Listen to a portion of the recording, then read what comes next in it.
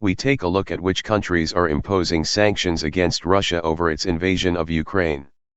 Western and Asian leaders have revealed more sanctions on Russia after its forces invaded Ukraine. Australia, New Zealand, Taiwan, the European Union, and Japan have all slapped Moscow with fresh embargoes on Friday, fiercely condemning the military aggression that's unfolding in Ukraine. Amidst the crisis, Ukraine urged the West to ban Russia from SWIFT, the high-security network that expedites payments among some 11,000 financial institutions in over 200 countries. Earlier this week, Germany froze the certification of the Nord Stream 2 gas pipeline following Moscow's actions on Ukraine. However, it remains to be seen whether these measures will indeed hurt Russia as much as the rest of the sanctions announced by world leaders. The list of global sanctions on Russia. Australia. Australia's leaders announced on Friday that they would begin imposing further sanctions on oligarchs, whose economic weight is of strategic significance to Moscow and over 300 members of the Russian Duma, their parliament. Speaking at a press conference on Friday, Prime Minister Scott Morrison added that Canberra was also working with the United States to align with their further sanctions overnight on key Belarusian individuals and entities complicit in the aggression, so we are extending those sanctions to Belarus. New Zealand. Prime Minister Jacinda Ardern said on Friday that they would cut trade with Russia and impose travel bans against Russian officials. She continued to call for a return to diplomatic dialogue to resolve the deadlock.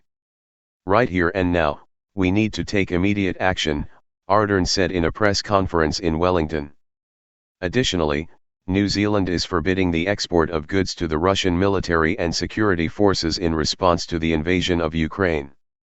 Taiwan.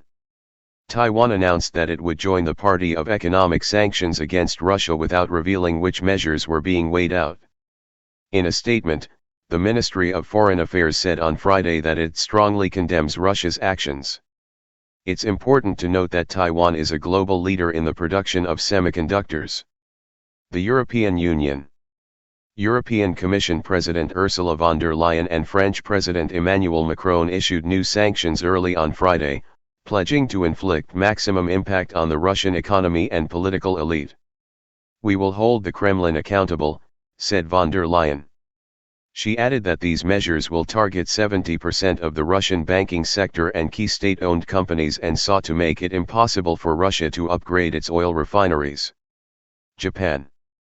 Japan will impose a set of sanctions targeting Russian financial institutions, military organizations, and individuals in response to the invasion of Ukraine, Prime Minister Fumio Kishida announced on Friday.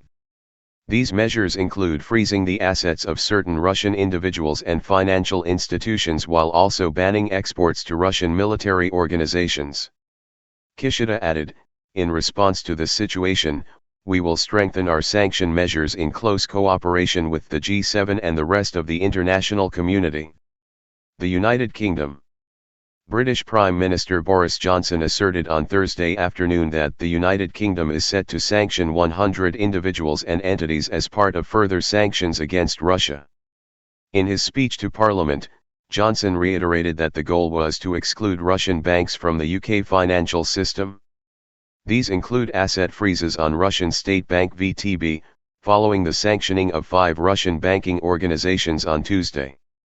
Additionally, Johnson said, nothing is off the table when it comes to shutting off Russia's access to SWIFT. The United States. On Thursday, U.S. President Joe Biden presented a range of severe sanctions against Russia, stating that, Putin chose this war. These new measures will include export blocks on technology, a critical angle of Biden's approach that he said, would severely limit Russia's ability to advance its military and aerospace sector. The White House added in a statement, these include Russia-wide restrictions on semiconductors, telecommunication, encryption security, lasers, sensors, navigation, avionics, and maritime technologies. To add to these sanctions, U.S. authorities also said they would cut off 13 major state-owned companies from raising money in the United States. These include energy giant Gazprom and Sberbank, Russia's largest financial institution. Regardless of what unfolds in the next few days, more sanctions are expected from world leaders. The effects on the crypto market. In the hours after Russia proceeded with its special military operation, the entire cryptocurrency market turned red. Bitcoin, for example, dropped by about $5,000 to a monthly low of just over $34,000. The altcoins suffered even more with double-digit price losses. However, once US President Joe Biden said the country has no intentions to get involved directly in the war, the tides turned.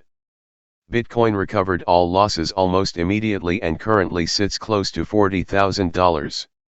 The entire market cap added over $150 billion and stands above $1.7 trillion as most altcoins went on the offensive as well.